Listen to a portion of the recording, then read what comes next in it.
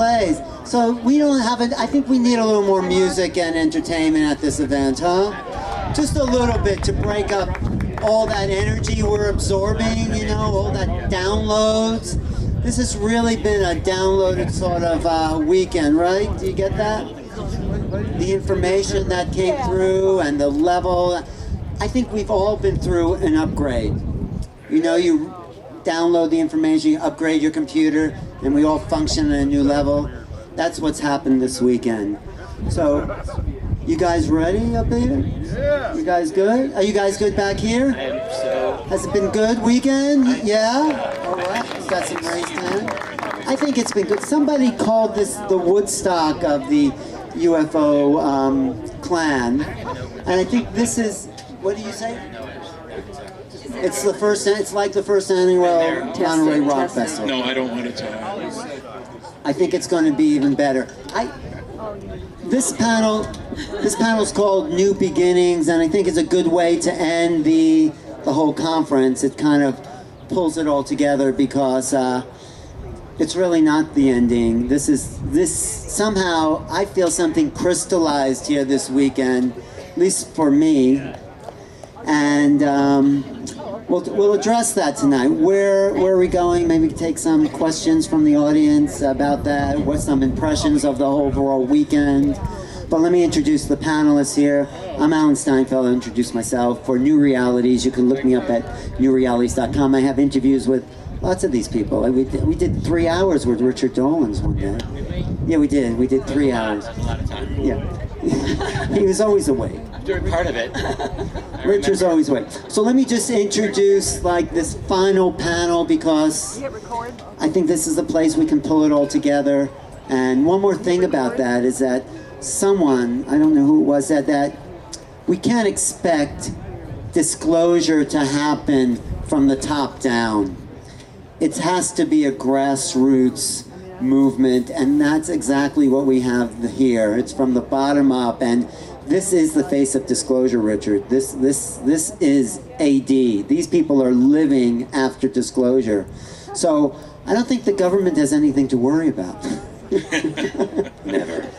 Okay, let me introduce the panel. This is Don Schmidt, who's passionately involved with Roswell and the validation of Roswell. He just was a key witness at the Roswell slides in Mexico. He's been connected to MUFON. It's sort of been your life, hasn't it there, Don? As of last month. As of last month? No, I don't mean the Roswell slides. I mean the UFOs in general. Yeah, as of last month. Yeah. As of last month, it's been your life. Okay. He's just a beginner. As opposed to a real old-timer, really, I would say there's Eric von Donigan, and then there's Stanton Friedman. I saw Stanton. I think I'm older. But Stanton, you know, single-handedly resurrected the Roswell incident out of nowhere. He's been non-stop. I saw you in 1975 at the, I think it was the University of Buffalo. I saw you speak, and I was speaking long before that. and I'll be speaking long after. But really one of the foundational pillars of this movement. Thank you, Stan, for being here. Yes. You're welcome. And one of my personal favorites, and one of the prettiest, I think.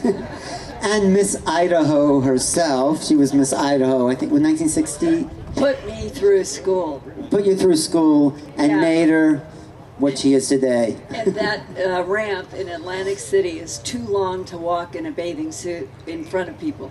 Okay. Wow. Is there a video of that anywhere? There was another Miss America here from Miss Florida. Is Miss Florida here? Oh, there she is. Miss Florida. What year? 1957, Miss Florida. I'm 1963, Idaho. Oh, wow. I feel like, what's that guy who does the Miss America pageant? Yeah, Bird Park. Bird Parks, yeah, here she comes. Forget the panel, let's just do the Miss America thing. Do you have your swimsuit? Actually, Wowza is 78 years old there. So, And it's the ETs that have made her state that. Okay, getting along here. We have Richard Dolans, who's up Well, top. Tell them Tell them. that there's something more than a ramp. Oh, sorry. Besides being Miss America, or close to Miss America, she is one of the, she probably is the hardest working researcher out here. I mean, day and night. I passed her on the path up there, and she was grilling this guy about his experience. You know, she was on her way to her cottage between talking to two other people for 5 hours. I introduced this other guy to her, and I just said, this guy has an amazing experience, and then she just goes right into it. Do you hear sounds? You have visions? Non-stop. It's like it's all being registered right there. She's taking notes and putting it out on the air. So really, tireless and fearless and non-stop for 36 years, Linda Moulton Howe. Yeah, really. And thank you. And of course, our very own, can we call you our very own? You sure can. Very own, really another amazing researcher, UFOs in a national security state, broke ground. He was one of the key witnesses at the citizens' hearings in Washington. He travels the world too. You know, he told me the story. He was a historian, researcher. Once this opened, once the UFO file opened, there was no going back. There was no return. It's been my lifelong obsession ever since. That's over 20 years ago, and probably like everyone else here, I'll be doing that type of research until I'm gone. Or until they land, until they... No, there'll always be something to look into. So this is definitely my obsession and my passion. Well, how many other people is this an obsession for? I mean, yeah, there's our crowd there. There you go. And of course, these guys up here.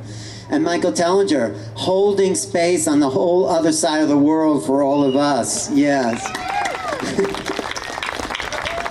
Bringing through the ancient civilizations and the truth about the past, because it's only if we know the true history of human beings can we get a true perspective on the future, I think. Do you have anything to say about that?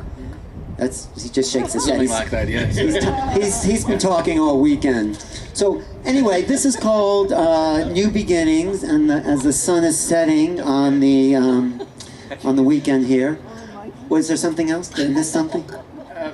I'm just amazed he got through the whole thing without saying a word. Oh, no, and go ahead. He actually did that. Go ahead.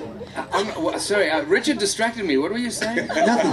No, just about your tireless, your passion, your obsession. What do you have to say about it? This is an AE meeting. What's your obsession?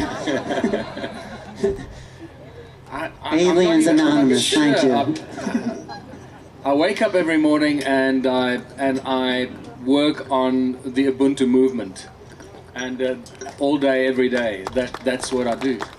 And it's like me, when you get new information about this stuff, like the slide, it feels like food. It feels like nourishment. Does that happen to you? It's like it just feeds your whole body when you hear something that just puts everything in place. Is that true out there? Yeah. A little bit. We get some head shake.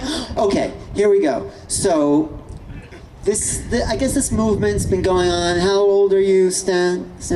80. 80, for at least 80 years. No, for at least since Roswell sort of officially, where the public sort of awoken that there's something else, and that, you know, first they're here, now they're not here, you know, this whole cover-up. But we've been waiting for governments, we've been waiting for something to happen of significance where the whole world can know just a little bit of what we've learned here this weekend, Stan. Where do we go? What's the next step? What's happening on planet Earth as you see it? What's happening is that we're waiting for a new Woodward and Bernstein, and we're not finding him. Remember the political Watergate, those two guys? We need gutsy journalists, and I don't see many of them, unfortunately. You got one next to you. Yeah. Okay, there's one of the gutsiest journalists, but you know what I'm saying. Yes, we need the New York Times and the Guardian to be covering what we know are facts.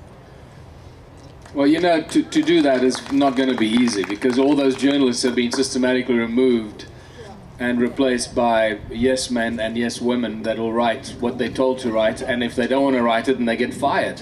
It's as simple as that. But well, go ahead. I can give you a really first-hand example. This was only about 7 months ago, and I talked with a senior editor at The Guardian in England.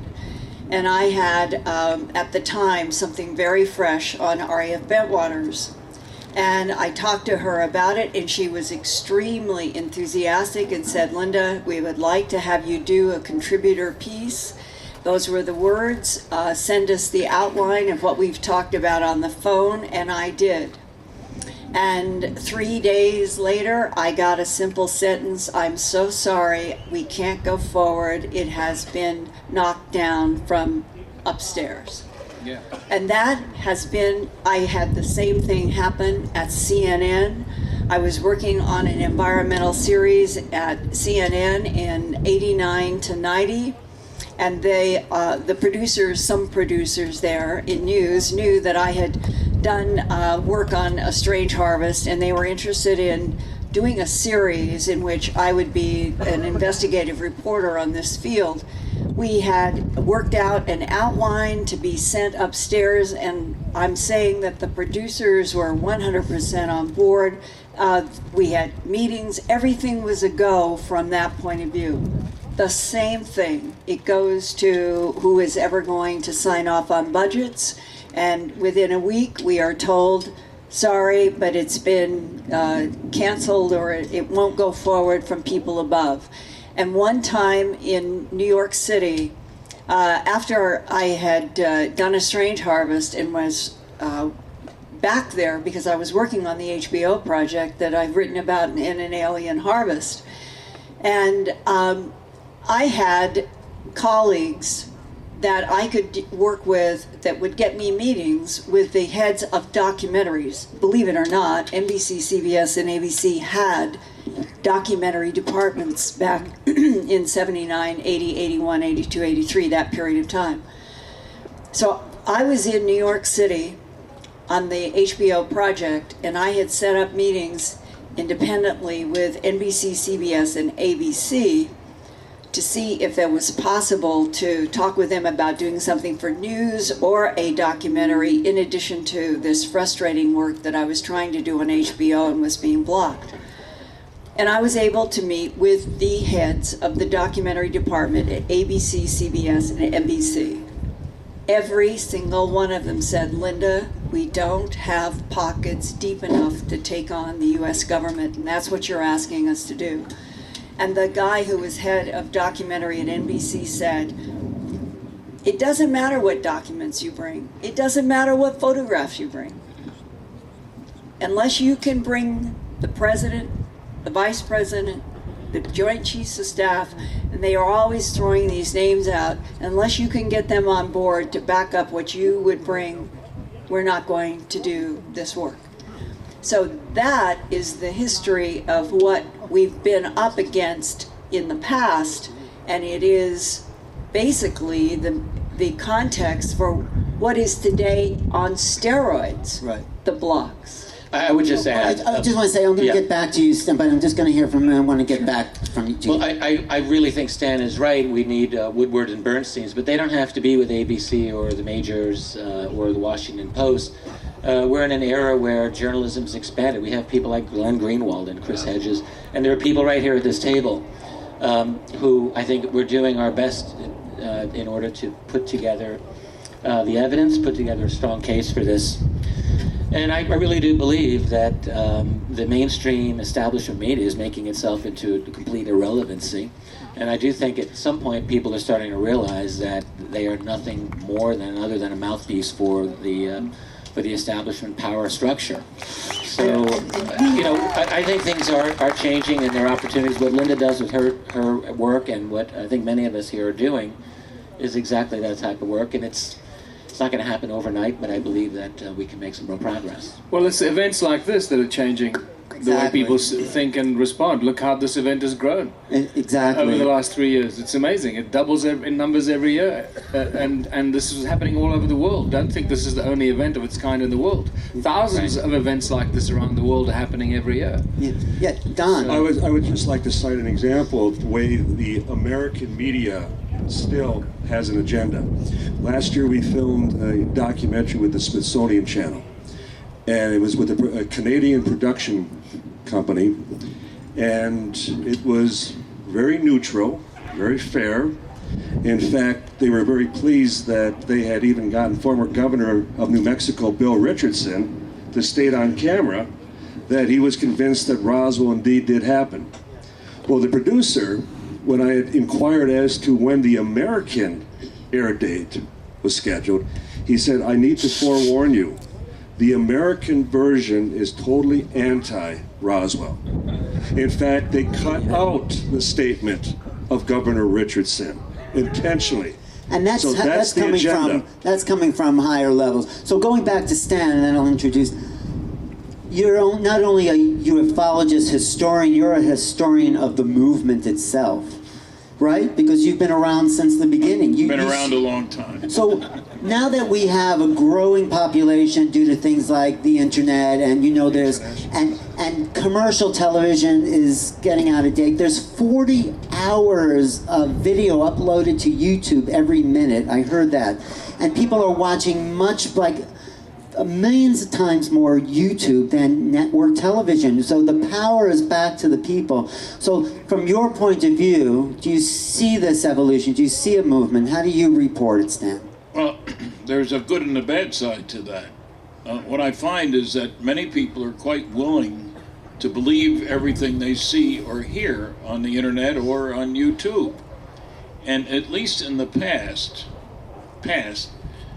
you thought you could trust Walter Cronkite, the media types. He was CBS's #1 newsman, for those of you who weren't around at the time. We're laughing because we know Walter Cronkite.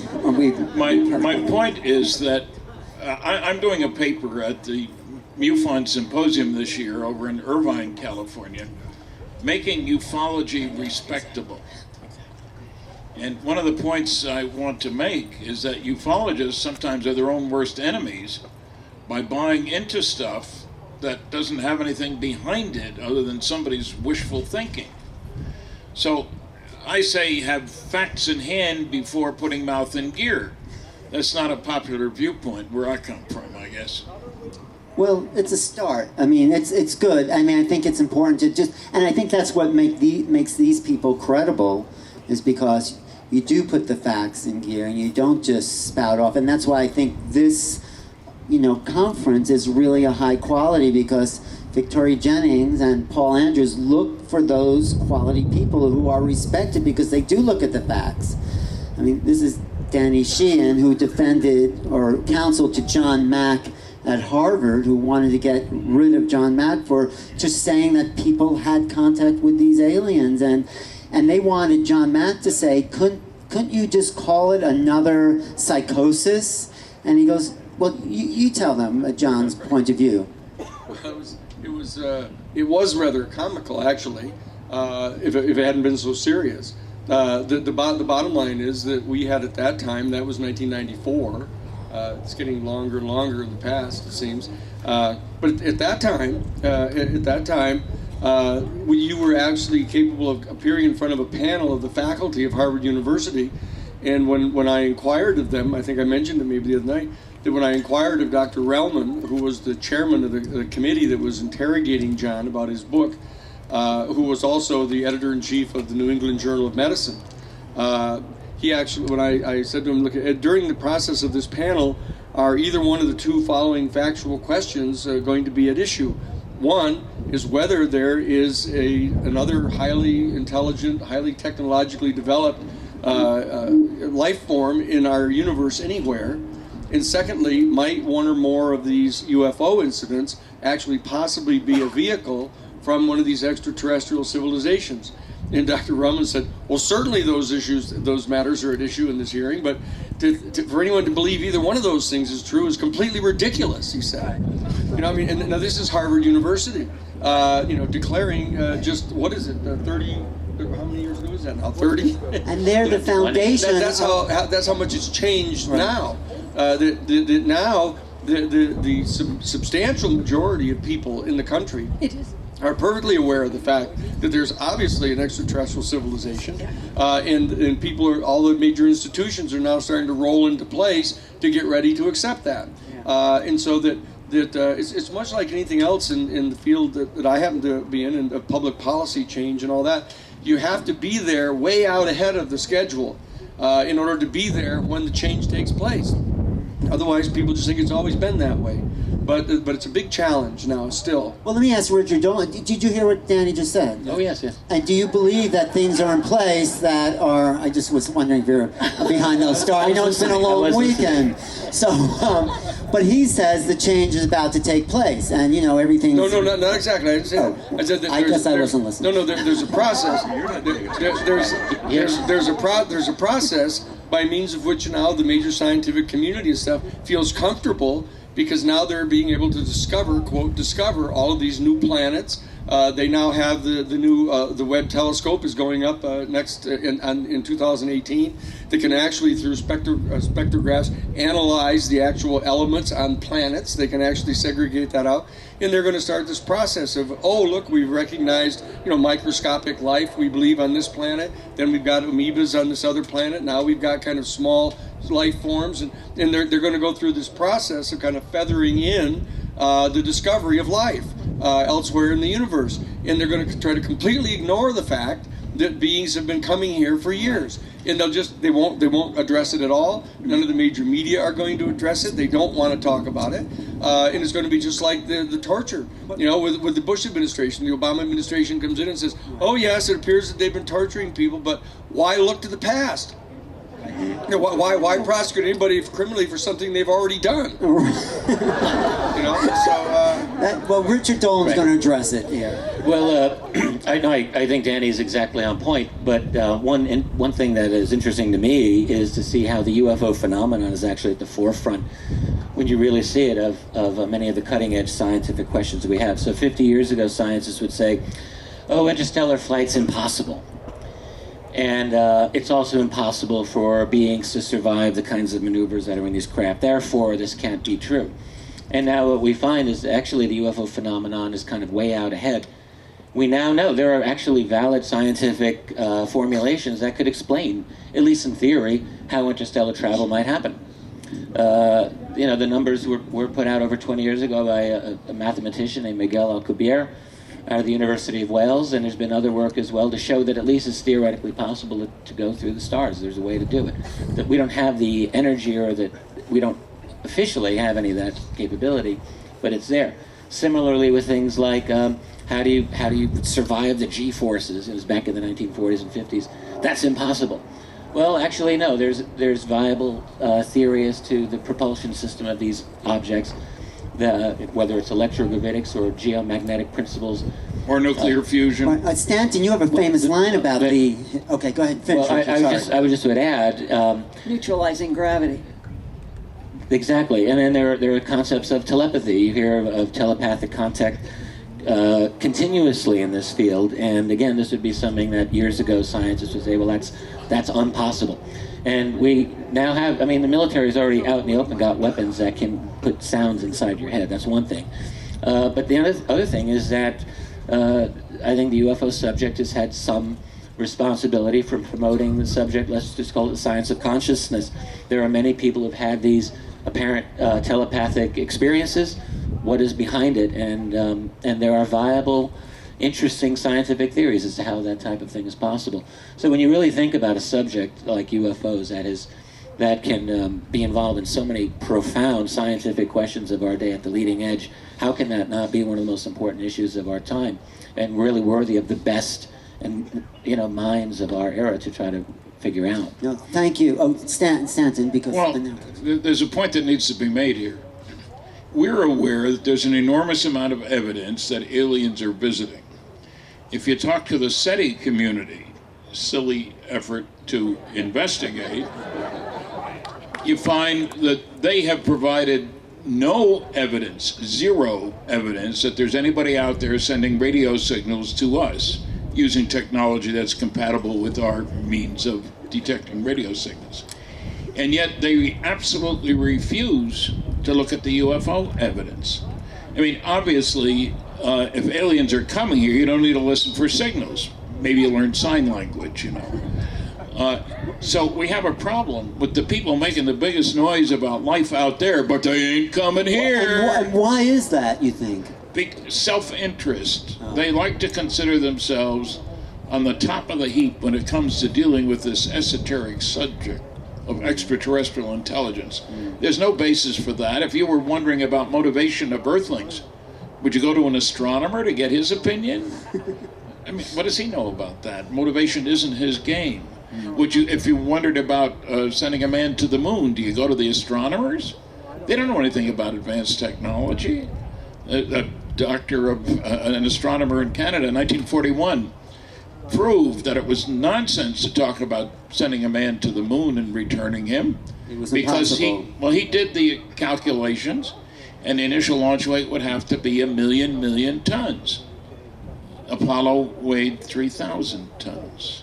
He was a little bit off in his calculation because he didn't know a darn thing about space transportation, space propulsion.